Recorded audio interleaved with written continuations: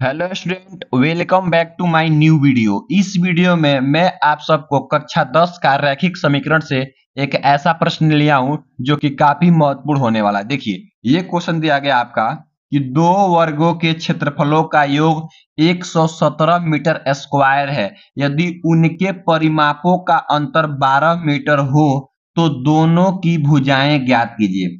सबसे पहले यहाँ पे वर्ग की बात किया गया है, तो आप लोगों को पता होना चाहिए कि वर्ग का क्षेत्रफल का सूत्र क्या होता है और वर्ग का परिमाप का सूत्र क्या होता है। चलिए, सबसे पहले हम एक वर्ग मान लेते हैं और मैं आप लोगों को यहाँ पे बताता हूँ। मान लीजिए ये ए है, ये बी है, ये सी है और ये डी है। वर्ग का चारों भुजाएं आपस में बराबर होते हैं और चारों कोण आपका 90 डिग्री यानी कि 90 अंश का होता है। ठीक है ना, चारों कोण। तो देखिए, वर्ग का सबसे पहले क्षेत्रफल, वर्ग का वर्ग का क्षेत्रफल का सूत्र क्या होता है? वर्ग का क्षेत्रफल, वर्ग का क्षेत्रफल का सूत्र होता है भुजा का स्क्वायर। भुजा को मान लेते हैं ए, तो क्या हो जाएगा आपका ए का स्क्वायर हो जाता है, यानी भुजा गुणे भुजा यानी भुजा का स्क्वायर। और वर्ग का परिमाप, वर्ग का परिमाप, वर्ग का परिमाप, तो वर्ग का परिमाप आपका होता है 4 इंटू ए, यानी 4 इंटू भुजा, यानी 4a बोल सकते हैं। तो इन्हीं दोनों सूत्र का आपका इसमें उपयोग करना है। तो सबसे पहले देखिए क्या है, दो वर्गों के क्षेत्रफलों का योग। तो सबसे पहले हम लोग मानेंगे कि माना दोनों वर्गों की भुजाएं, पहले का x मानेंगे और दूसरे का y। लिखेंगे यहाँ पे माना, माना दोनों दोनों वर्गों की भुजाएं, की भुजाएं x तथा x तथा y, x तथा y है। यानी कि एक वर्ग की भुजा x और दूसरे वर्ग की भुजा y मान लेंगे। ठीक है। अब कह रहा है कि दोनों का क्षेत्रफलों का योग, तो इसका क्षेत्रफल निकालेंगे और इसका क्षेत्रफल, तो दोनों का क्षेत्रफल, तो लिखेंगे क्या? दोनों दोनों वर्गों का क्षेत्रफल, क्षेत्रफल, दोनों वर्गों का क्षेत्रफल कितना दिया गया आपका? ये दिया गया है 117 मीटर स्क्वायर। तो सबसे पहले हम पहले भुजा का निकालेंगे, तो पहले पहले वर्ग का, तो पहले वर्ग का आपका क्षेत्रफल क्या हो जाएगा? X square. अब प्लस योग बोला है तो योग, और दूसरे का वाई स्क्वायर, तो वाई स्क्वायर बराबर कितना हो जाएगा आपका? 117 मीटर स्क्वायर। ठीक है, ये हो गया। अब हम कुछ चाहते हैं क्या करने के लिए, देखिए यहां पे अगली बात और बोला है कि यदि उनके परिमापों का अंतर कितना हो? 12 हो। तो लिखेंगे, ये तो प्रथम शर्त था, तो यहां लिख लेंगे प्रथम शर्त, प्रथम शर्त था ये। अब लिखेंगे द्वितीय शर्त, द्वितीय शर्त। तो द्वितीय शर्त आपका क्या हो जाएगा? कह कि यदि उनके परिमापों का अंतर, तो परिमाप क्या हो जाएगा? 4x, तो 4x minus 4y equal to आपका 12। क्यों? क्योंकि 4x पहले आपका पहले वर्ग का हो जाएगा परिमाप और 4y दूसरे वर्ग का परिमाप। तो 4x minus 4y equal to 12। क्या करेंगे? 4 से पूरे समीकरण में भाग कर देंगे। तो जब 4 से करेंगे तो 4 से ही कट जाएगा, x माइनस वाई बचेगा और 4 से कटे 4 3 12। तो इसको मान लेंगे समीकरण 1 मान लेंगे और इसको मान लेंगे समीकरण 2 मान लेंगे। ठीक है ना, ऐसे कर लेंगे। अब ये इतना हो गया। अब हम लोगों को कैसे हल करना होगा, देखिए क्या करेंगे, दोनों को एक साथ ले लेंगे, समीकरण 1 और 2 को करेंगे क्या? देखिए समीकरण 2 को ले लेंगे और लिखेंगे दोनों पक्षों का वर्ग कर देंगे। समीकरण 2 को लेंगे और दोनों पक्षों का वर्ग कर देंगे। लिखेंगे समीकरण 2, समीकरण 2 को दोनों पक्षों का, दोनों पक्षों का वर्ग करने पर, वर्ग करने पर, दोनों पक्ष का वर्ग करेंगे तो क्या जाएगा आपका? x माइनस वाई का वर्ग इक्वल टू 3 का वर्ग। ठीक है, इतना हो जाएगा। अब देखिए क्या करेंगे, अब इसको a प्लस बी का होल स्क्वायर लगाएंगे, तो यहाँ पे माइनस है तो a माइनस लगाएंगे, तो a माइनस बी का होल स्क्वायर का सूत्र क्या होता है, a square plus b square minus 2ab।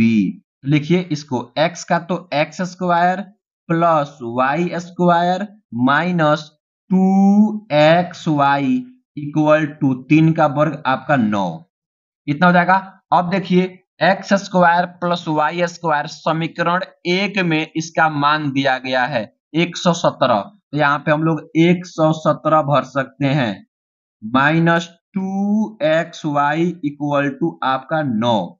अब देखिए माइनस 2xy इक्वल टू 9, इधर है आपका क्या, ये प्लस में जाएगा तो माइनस में, तो माइनस 117 हो जाएगा।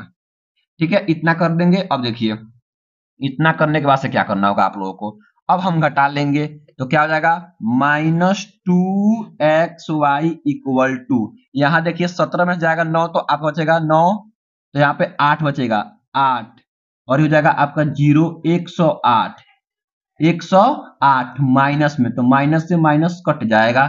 ठीक है, दो इधर क्या है, गुणा में जाएगा तो भाग हो जाएगा, तो xy इक्वल टू आपका हो जाएगा 108/2, 108/2, तो यहां से xy इक्वल टू क्या हो जाएगा, कटेगा तो ये 5 और आपका ये 4, यहाँ पे आ जाएगा 54, कितना आ जाएगा 54। अब ध्यान दीजिए आप लोग थोड़ा सा, इतना करने के बाद से आप लोगों को क्या करना होगा, समीकरण 1 और 2, अब हम इसको मान लेंगे समीकरण नंबर 3, क्या मानेंगे, समीकरण नंबर 3 मान लेंगे, समीकरण 3 मान लेंगे। अब हम लोग क्या करेंगे, जो आपका दिया गया समीकरण 1, क्या दिया गया समीकरण 1, तो हमको पता है कि x प्लस वाई, चल देख लेते हैं, हमको पता है कि x प्लस वाई का अगर हम होल स्क्वायर करते हैं तो क्या होता है, हमारा क्या मिलता है, x square plus y square plus 2xy, ये मिलता है।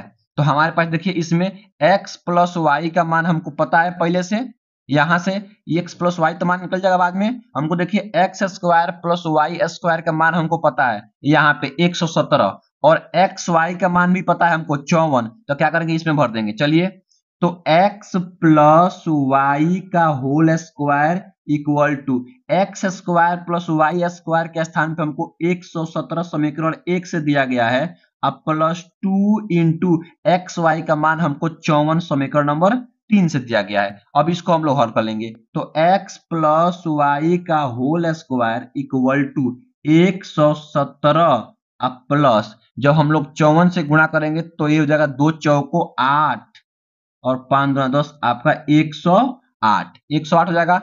अब देखिए x प्लस वाई का होल स्क्वायर इक्वल टू, इन दोनों को जोड़ लेंगे तो 8 7 15 का 5 हासिल 1 1 और 2 और 2 1 1 और 2 225। अब देखिए इधर वर्ग है और इधर जाएगा तो ये हो जाएगा वर्गमूल के अंदर, तो क्या हो जाएगा आपका x plus y equal to वर्गमूल के अंदर 225।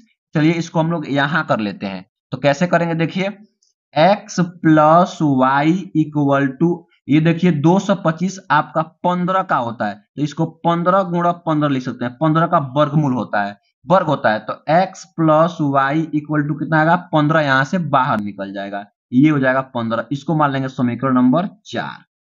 अब ध्यान दिए सभी लोग, समीकरण नंबर 2 देखिए, समीकरण नंबर 2 कहां है आपका, x minus y equal to 3, और यहाँ पे x plus y equal to, समीकरण नंबर 4 देखिए x plus y equal to 15, तो समीकरण 3 और समीकरण 4 को जब हम हल करेंगे तो हमारा आंसर निकल जाएगा। चलिए हम लोग अब समीकरण 3 और समीकरण 4 को देखिए कैसे हल करते हैं, तो मान लीजिए यहाँ पे हम लोग एक अलग से एक पेज ले लेंगे और इस पेज पे क्या करेंगे, समीकरण 1 और समीकरण 2 को हल करेंगे। देखिए समीकरण 1 क्या दिया गया, लिख लेते हैं, समीकरण 1 2, समीकरण 2 दिया गया आपका, यहाँ पे देखिए समीकरण 2 है x minus y equal to 9, इसको समीकरण नंबर 2 मानते हैं। समीकरण 4 अभी हम निकाल चुके हैं, समीकरण 4 देखिए, समीकरण 4 क्या दिया गया, ये वाला समीकरण 4 आपका है x plus y equal to आपका 15, इसको समीकरण नंबर 4 मान लेंगे। ठीक है, अब देखिए इसको हम लोग हल करेंगे, कैसे हल करेंगे, देखिए यहाँ पे लगा देंगे हम लोग विलोपन, क्या लगा देंगे, विलोपन लगाएंगे विलोपन विधि से।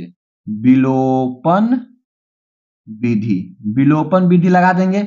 जब हम लोग विलोपन विधि लगाएंगे तो जोड़ देंगे, क्या कर देंगे, जोड़ देंगे। जब जोड़ेंगे तो y माइनस में y प्लस से कट जाएगा और x आपका कितना हो जाएगा 2x।